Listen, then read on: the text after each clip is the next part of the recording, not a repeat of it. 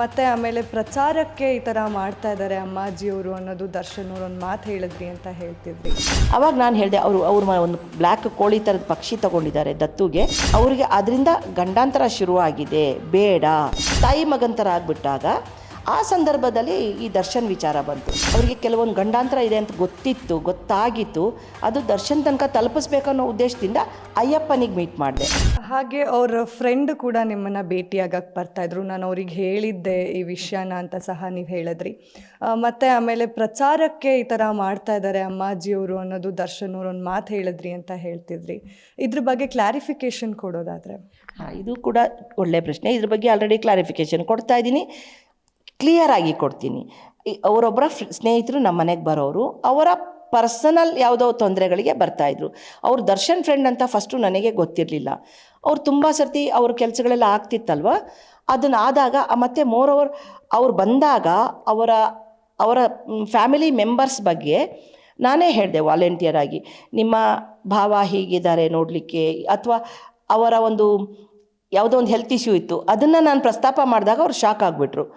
First time ಬಂದಿದ್ದೀನಿ ನಾನು, ನಮ್ಮ ಅಕ್ಕ ಭಾವನ ಬಗ್ಗೆ ನಿಮ್ಗೆ ಹೆಂಗೆ ಗೊತ್ತಾಯಿತು ಅಂದಾಗ, ಇದೆಲ್ಲ ವಿದ್ಯೆ ಕಣಪ್ಪ ಅಂತ ಹೇಳಿದಾಗ ಅವ್ರು ಕ್ಲೋಸ್ ಆಗಿ ಆಲ್ಮೋಸ್ಟ್ ಆಲ್ಟರ್ನೇಟ್ ಡೇಸ್ ಬರೋಕ್ಕೆ ಶುರು ಮಾಡಿದ್ರು. ಒಂದು ವಿಶ್ವಾಸ ಬೆಳೀತು.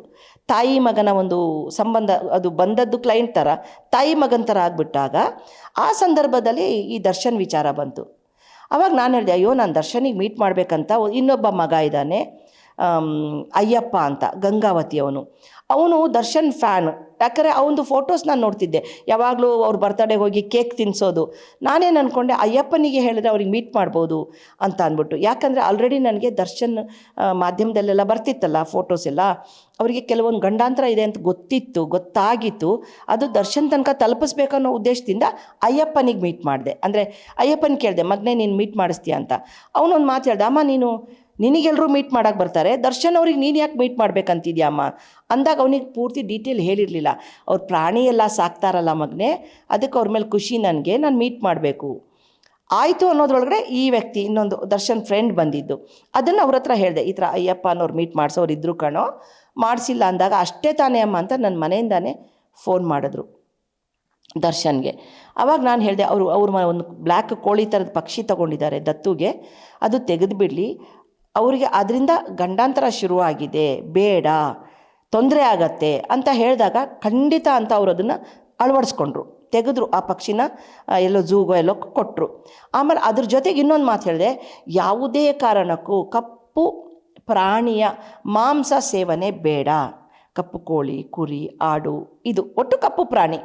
ಯಾಕೆ ಅಂದರೆ ಅವ್ರಿಗೆ ಮೇ ಬಿ ಅದರಿಂದ ತುಂಬ ತೊಂದರೆ ಆಗುತ್ತೆ.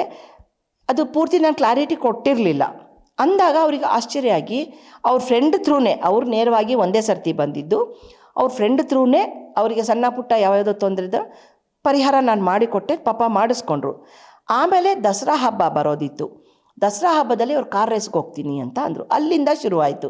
ಕಾರ್ ರೇಸ್ಗೆ ಹೋಗ್ತೀನಿ ಅಂದಾಗ ನಾನು ಆ ಕಾರ್ ನೋಡಬೇಕು ನಾನು ಅಂತ ಅಂದೆ. ಯಾಕಂದರೆ ಆಲ್ರೆಡಿ ನನಗೆ ಅವ್ರ ಬಗ್ಗೆ ಗಂಡಾಂತರ ಇದೆ ಅಂತ ಸೂಚನೆಗಳು ಸಿಗ್ತಾಯಿತ್ತು. ಅವ್ರದ್ದು ಮಾಧ್ಯಮದಲ್ಲಿ ಯಾವುದೋ ಸಿನಿಮಾದು ಪ್ರಮೋಷನ್ಗೋ ಯಾವುದಕ್ಕೋ ಬಂದಾಗ ಪದೇ ಅವ್ರಿಗೆ ನೋಡುವಾಗ ಗೊತ್ತಾಗಿತ್ತು. ಕಾರ್ ಪಿಕ್ಚರ್ ತರಿಸ್ಕೊಂಡ್ರು, ವಾಟ್ಸಪ್ಪಿಂದ ತೋರಿಸಿದ್ರು. ತಕ್ಷಣ ಹೇಳಿದೆ, ಈ ಕಾರಲ್ಲಿ ಹೋಗೋದು ಬೇಡ, ಹೋದರೆ ಅವ್ರು ವಾಪಸ್ ಬರಲ್ಲ. ಆ ಸಂದರ್ಭದಲ್ಲಿ ಅವ್ರ ಸ್ನೇಹಿತ ಹೇಳ್ದೆ, ಅಮ್ಮಾಜಿ ನೀವೆಲ್ಲ ಬೇಡ ಅಂತಿದ್ದೀರಾ, ನಮ್ಮ ಫ್ರೆಂಡ್ಶಿಪ್ಪಿಗೆ ಎಫೆಕ್ಟ್ ಆಗುತ್ತೆ, ನಾನು ಇದನ್ನು ಹೇಳಿದ್ರೆ ಅವ್ರು ಬೇಜಾರು ಮಾಡ್ಕೋತಾರೆ ಅನ್ನೋ ಪದ ಹೇಳಿದ್ರು. ಆವಾಗ ನಾನು ಅಂದೆ, ನೋಡಿ ಮಗನೇ, ಒಬ್ರಿಗೆ ಒಳ್ಳೇದಾಗುತ್ತೆ ಅಂದರೆ ನಾನು ಯಾವ ರೇಂಜಿಗೆ ಬೇಕಾದ್ರೂ ಎನರ್ಜಿ ಪಾಸ್ ಮಾಡ್ತೀನಿ. ಒಟ್ಟು ಅವರ ಕಾರ್ ರೇಸನ್ನು ನಾನು ತಪ್ಪಿಸ್ತೀನಿ, ಆದರೆ ನಾನು ದೇವರಲ್ಲ, ನಾನು ತಪ್ಪಿಸ್ತೀನಿ. ಸಣ್ಣ ದುರಂತದಲ್ಲಿ ತಪ್ಪುತ್ತೆ. ಅಂದಮೇಲೆ ಒಂದು ಆಕ್ಸಿಡೆಂಟ್ ಆಗಿದ್ದವ್ರದ್ದು. ವಿತಿನ್ ಎ ವೀಕ್ ಆಕ್ಸಿಡೆಂಟ್ ಆದಾಗ ಆ ಫ್ರೆಂಡು ತಕ್ಷಣ ನಾನು ಫೋನ್ ಮಾಡಿ ಹೇಳಿದೆ, ಟಿ ವಿಲೆಲ್ಲ ಬರ್ತಾಯಿತ್ತು. ತಕ್ಷಣ ಫೋನ್ ಮಾಡಿ ಹೇಳಿದೆ, ನೋಡು ಅವ್ರಿಗೆ ಆಕ್ಸಿಡೆಂಟ್ ಆಯಿತು, ನೋಡಿ ಹೋಗು ಅಂತ.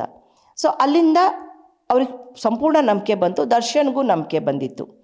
ಆವಾಗ ಇವ್ರು ಫೋನ್ ಮಾಡಿ ಆಮೇಲೆ ಕೊಲಂಬಿಯಾ ಹಾಸ್ಪಿಟ್ಲಿಗೆಲ್ಲ ಹೋಗಿ ನೋಡ್ಕೊಂಡು ಬಂದಾಗ, ಅಲ್ಲಿ ಅವರ ಹಾಸ್ಪಿಟ್ಲಿಂದ ಹೊರಗೆ ಅಂದರೆ ವಾರ್ಡಿಗೆ ಶಿಫ್ಟ್ ಆದಮೇಲೆ ಒಂದು ಸರ್ತಿ ಮಾತ್ರ ದರ್ಶನ್ ಮಾತಾಡಿದ್ರು, ಇಲ್ಲ ಅಮ್ಮಾಜಿ ಥ್ಯಾಂಕ್ಸ್, ಬರ್ತೀನಿ ನಾನು, ಹಾಸ್ಪಿಟಲಿಂದ ಡಿಸ್ಚಾರ್ಜ್ ಆಗಿದ್ದ ಕೂಡಲೇ ನಿಮ್ಮ ಮನೆಗೆ ಬಂದು ಹೋಗ್ತೀನಿ, ನಾನು ಆಶೀರ್ವಾದ ತೊಗೊಂಡು ಹೋಗ್ತೀನಿ, ನಾನು ಕರೆದಿಲ್ಲ, ಅವ್ರು ವಾಲಂಟಿಯರಾಗಿ ಹೇಳಿದ್ರು. ಆಯಿತು ಮಗನೇ, ಬಂದು ಹೋಗಿ ಅಂದೆ. ಸೊ ಆ ವಿಚಾರದಲ್ಲಿ ಬಂದರು ಮನೆಗೆ. ಆವಾಗೇನಾಯಿತು, ಅಯ್ಯಪ್ಪ ಅಂತ ಇದ್ನಲ್ಲ, ಅವನು ದರ್ಶನ್ ಫ್ಯಾನು. ನನಗೆ ತುಂಬ ನಂಬ್ತಾನೆ, ತಾಯಿ ಥರ, ಗುರುವಿನ ಥರ. ನಮ್ಮಿಬ್ಬರದು ತಾಯಿ ಮಗ ಗುರು ಶಿಷ್ಯರ ಸಂಬಂಧ, ಅಯ್ಯಪ್ಪಂದು ನಂದು. ಅವನು ಈ ಮಹಾಕಾಳಿಗೂ ತುಂಬ ಪೂಜಿಸ್ತಾನೆ. ನಮ್ಮ 3 ಜನದ್ದು ಫೋಟೋ ಇಟ್ಕೊಂಡು ಪೂಜೆ ಮಾಡ್ತೀನಿ ಅನ್ನೋ ಮಾತು ಹೇಳಿದ್ದ.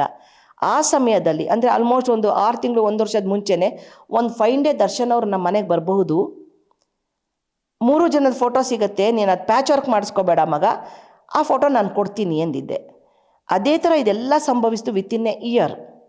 ಆವಾಗ ನಾನೇ ದರ್ಶನ್ ಅವ್ರಿಗೆ ಕೇಳಿದೆ, ನಿಮ್ಮದೊಂದು ಫೋಟೋ ಬೇಕು ನನ್ನ ಮಗನಿಗೆ ಕೊಡೋಕ್ಕೆ. ಆಯ್ತಮ್ಮಾಜಿ ಅದಕ್ಕೇನು ಅಂತ ತೆಗೆಸ್ಕೊಂಡ್ವಿ. ಅದು ನಾನು ಅವನಿಗೆ ಕಳಿಸ್ದೆ. ಅವನು ನೋಡಿದ್ರೆ ಗಂಗಾವತಿ ದರ್ಶನ್ ಫ್ಯಾನ್ ಕ್ಲಬ್ಬಿಂದು ಅಧ್ಯಕ್ಷ ಅಂತೆ, ನಂಗೆ ಅದು ಗೊತ್ತಿರಲಿಲ್ಲ.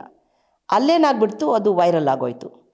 ವೈರಲ್ ಆದಾಗ ತಕ್ಷಣ ಏನು ಮಾಡಿದ್ರು, ಅವ್ರ ಫ್ರೆಂಡು ನಮ್ಮ ಮನೇಲಿ ಅವಾಗ ಕೂತ್ಕೊಂಡಿದ್ವಿ, ನಾವು ಆಟ ಆಡ್ತಾಯಿದ್ವಿ, ಕೇರಮ್ ಆಟ ಆಡ್ತಿದ್ವಿ. ಆ ಸಮಯದಲ್ಲಿ ಅವರಿಂದ ಫೋನ್ ಬಂತು. ನನಗದು ಗೊತ್ತೇ ಇಲ್ಲ ವೈರಲ್ ಆಗಿರೋದು ಫಸ್ಟು.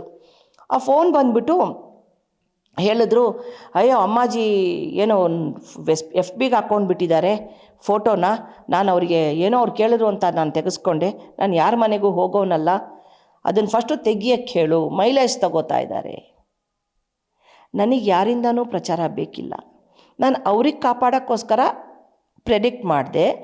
ಆ ಒಂದು ಅಯ್ಯಪ್ಪ ನನ್ನ ಮಗನಿಗೋಸ್ಕರ ಆ ಫೋಟೋ ಕಳಿಸ್ದೆ, ಅಲ್ಲಿ ತಪ್ಪಾಯಿತು ಅವರ ಲೆಕ್ಕದಲ್ಲಿ. ಆವಾಗ ನಾನು ಹೇಳಿದೆ, ಇಲ್ಲಪ್ಪ ನನಗೆ ಯಾರಿಂದನೂ ಮೈಲೇಜು ಬೇಡ, ಏನೂ ಬೇಡ, ನಾನು ಹಾಕಿಲ್ಲ. ಆ ಟೈಮಲ್ಲಿ ನನಗೆ ಇದೆಲ್ಲ ಮಾಡೋಕ್ಕೆ ಬರ್ತಿರಲಿಲ್ಲ. ಈಗ ಸ್ವಲ್ಪ ಕಲ್ತಿದ್ದೀನಿ ಹಾಕೋದು ಮಾಡೋದು. ಆ ಟೈಮಲ್ಲಿ ಏನೂ ಗೊತ್ತಿರಲಿಲ್ಲ. ತಕ್ಷಣ ನಾನು ಫೋನ್ ಮಾಡಿದೆ ಎಲ್ರಿಗೂ, ಅಷ್ಟರೊಳಗೆ ಲಕ್ಷಾಂತರ ಅದು ವೈರಲ್ ಆಗಿಬಿಟ್ಟಿತ್ತು. ಅಲ್ಲಿಂದ ನಾನು ಅವ್ರ ಸ್ನೇಹಿತನಿಗೆ ಹೇಳಿದೆ, ಇನ್ನು ಮುಂದೆ ಅವ್ರ ವಿಚಾರದಲ್ಲಿ ನಾನೇನು ಪ್ರೆಡಿಕ್ಟ್ ಮಾಡಲ್ಲ, ಏನೂ ಹೇಳಲ್ಲ, ನನಗೆ ಬೇಡ, ದೊಡ್ಡವರು ದೊಡ್ಡವರಾನೇ ಇದು ಬಿಡಲಿ, ನನಗೆ ಬೇಡ ಅಂತ. ಆ ಒಂದು ಚಿಕ್ಕ ಮನಸ್ತಾಪ ನನಗೂ ನೋವಾಯಿತು. ಅಂದರೆ ಒಂದು ವ್ಯಕ್ತಿಯ ಜೀವವನ್ನು ಉಳಿಸಿದಾಗ ಕೃತಜ್ಞರಾಗಬಾರ್ದು ಅಲ್ವಾ? ಸೊ ಅದು ವೈರಲ್ ಅಂತ ಆಗಿದ ತಕ್ಷಣ ನಾನೇ ಮಾಡಿದೆ ಅಷ್ಟು ಕನ್ಫರ್ಮ್ ಆಗೂ ಮಾತಾಡಬಾರ್ದು. ಯಾಕಂದ್ರೆ ನಾನು ಸಾಕಷ್ಟು ಮಾಧ್ಯಮಗಳಲ್ಲಿ ಹೇಳಿದ್ದೀನಿ, ನಾನು 1ನೇ ಕ್ಲಾಸ್ಗೂ ಹೋಗಿಲ್ಲ, ನನಗೆ ಇಂಗ್ಲೀಷ್ ಬರೋಲ್ಲ. ಇದು ಓಪನ್ ಫ್ಯಾಕ್ಟ್, ಎಲ್ಲ ಪ್ರಪಂಚಕ್ಕೆ ಗೊತ್ತು ನಾನು ಓದಿಲ್ಲ, ನಂಗೆ ಇಂಗ್ಲೀಷ್ ಬರಲ್ಲ ಅಂತ. ಇತ್ತೀಚೆಗೆ ಸ್ವಲ್ಪ ವರ್ಡ್ಸ್ಗಳನ್ನ ಕಲ್ತಿದ್ದೀನಿ, ಯಾಕಂದರೆ ಸಮಾಜ ಕಲಿಸುತ್ತಲ್ಲ, ಕಲ್ತಿದ್ದೀನಿ. ಬಿಟ್ಟರೆ ಹಾಕೋದು FBಲಿ ಹಾಕೋದು, ಅದೇನೋ ಇನ್ಸ್ಟಾಗ್ರಾಮು ಮತ್ತು ಏನೋ ಟ್ವಿಟ್ಟರ್ ಅಂತ ಏನೋ ಇರುತ್ತಲ್ಲ, ಒಂದು ಪಾರಿವಾಳದ್ದು ಚಿತ್ರದ್ದು, ಹಾಂ, ಅದರ ಟ್ವಿಟ್ಟರ್, ಹಾಂ, ಅದರಲ್ಲೆಲ್ಲ ನನಗೆ ಹಾಕೋಕ್ಕೂ ಬರ್ತಿಲ್ಲ, ಅದು ಗೊತ್ತೂ ಇಲ್ಲ ನನಗೆ. ಸೊ ಹಾಗಾಗಿ ನಾನೇನು ಮಾಡಿದೆ, ದೂರ ಆದರೂ ಕೂಡ ಅವ್ರ ಮೇಲೆ ಒಂದು ಅಭಿಮಾನ ಆಯಿತು. ಬಿಕಾಸ್ ಅವರು ಪ್ರಾಣಿಗಳನ್ನು ದತ್ತಕ್ಕೆ ತೊಗೊಳ್ತಾರೆ. ನಾನು ಪ್ರಾಣಿ ಪ್ರಿಯೆ, ಒಂದು ಇರುವೆಯಿಂದ ಹಿಡಿದು ಎಲ್ಲ ವಿಷಜಂತು ಆದ್ರೂ ನಾನು ಅದಕ್ಕೆ ಹೊಡೆಯೋಕ್ಕೆ ಇಷ್ಟಪಡಲ್ಲ. ಒಂದು ಹಾವು ಅಡ್ಡ ಬಂದ್ರೂ ನಾನು ದೂರ ಇರೋಕ್ಕೆ ಪ್ರಯತ್ನ ಪಡ್ತೀನಿ ಹೊರತು ಅದಕ್ಕೆ ಹರ್ಟ್ ಮಾಡೋಕ್ಕೆ ನಾನು ಇಷ್ಟಪಡಲ್ಲ. ಹಾಗಾಗಿ ಅವ್ರು ತುಂಬ ಪ್ರಾಣಿಗಳು ದತ್ತಕ್ಕೆ ತೊಗೊಂಡಿದ್ದಾರೆ. ಮತ್ತು ಇನ್ನೊಂದು ಫಾರೆಸ್ಟ್ ಡಿಪಾರ್ಟ್ಮೆಂಟ್ ಇದೇನೋ ಇರ್ತಲ್ಲ, ಅದು ಝೂದೇನೋ ಅಂಬಾಸಡರ್ ಅಂತೇನೋ ಅಂತಾರೆ, ಗೊತ್ತಿಲ್ಲ ನಂಗೆ ಸರಿಗೆ ಒಂದು ವರ್ಡು, ಅದು ಕೂಡ ಅವ್ರು ಆಗಿದ್ದರು. ಅದೇನೋ ಹುಲಿಗಳಿಗೆಲ್ಲ ದತ್ತಕ್ಕೆ ತೊಗೊಂಡಿದ್ದಾರೆ ಅಂತ. ಆ ವಿಚಾರದಲ್ಲಿ ನನಗೆ ಇವತ್ತಿಗೂ ಹೇಳ್ತೀನಿ, ನನಗೆ ಬೇಜಾರಿಲ್ಲ.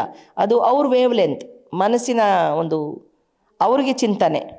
ಸೊ ಇವತ್ತಿಗೂ ನಾನು ಅವ್ರ ಮೇಲೆ ಅಭಿಮಾನ ಇದೆ, ಕಳಕಳಿ ಇದೆ. ಆದರೆ ಅವರಿಗೆ ನಾನು ಪ್ರೆಡಿಕ್ಟ್ ಮಾಡಬೇಕು, ಅವ್ರಿಗೆ ಮುನ್ಸಂಚನೆ ಕೊಡಬೇಕು ಅಂತ ಅನ್ನಿಸ್ಲಿಲ್ಲ. ಬಿಕಾಸ್ ಆಫ್ ಪ್ರಚಾರಕ್ಕೆ ಅಮ್ಮಾಜಿ ನನ್ನ ಹತ್ರ ಹೇಳ್ತಾ ಇದ್ದಾರೇನೋ ಅನ್ನೋ ಅಪವಾದ ನನಗೆ ಬೇಡ.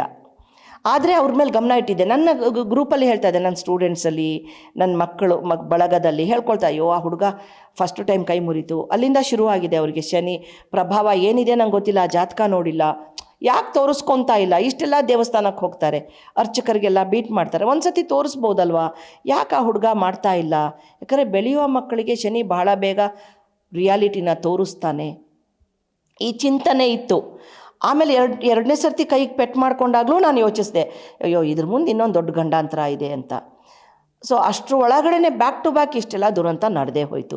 ಇದಕ್ಕೆಲ್ಲ ಕಾರಣ ಶನಿಕಾರಕರಾಗಿರ್ತಾನೆ, ಜಾತಕದ ಹಿನ್ನೆಲೆಯೂ ಇರುತ್ತೆ. ಇದೆಲ್ಲವನ್ನು ನಾವು ನೋಡಬೇಕಾಗತ್ತೆ. ಗ್ಯಾರಂಟಿ ನ್ಯೂಸ್, ಸುದ್ದಿ ಖಚಿತ, ನ್ಯಾಯ ನಿಶ್ಚಿತ.